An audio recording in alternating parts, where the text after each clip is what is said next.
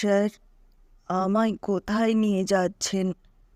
জেলের মধ্যেই তো ভালোই ছিলাম। আরে চল না, মজা করে আবার ফিরে আসবি।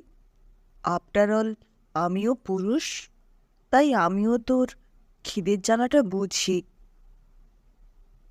Thank you sir. মেয়ে পাবো তো? নিশ্চয়ই, দুটো একসাথে, একটা মাঝবয়সী আর একটা ইয়াং। তবে ফিগারখানা দুজনেরই ঝাক্কাস। পারবি তো করতে?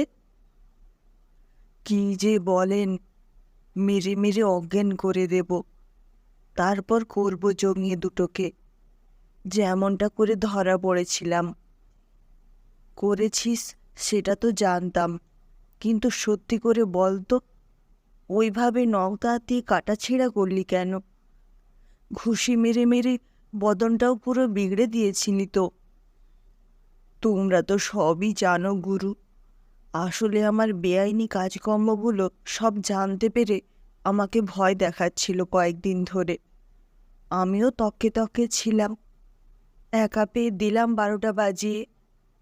যে দুজন কয়েক মাস আগে ছাড়া পেল, ওরাই সব বন্দোবস্ত করে বাইরে নজর রেখেছিল। মালটা হট ছিল কিন্তু, তাই না? খিখি করে হাসতে থাকে আব্দুল। কি রে, আবার হাসছিস কেন শুয়ার? ওই জন্যই তো, ওকে ব্যথা দিয়ে কি মজাটাই না পাচ্ছিলাম সেদিন, কি বলবো আর। কিন্তু স্যার, চোখের বাঁধনটা তো খুলে দিন। এই তো এসে গেছি, এবার খুলে দিচ্ছি। কিন্তু একটা সমস্যা আছে। কি স্যার?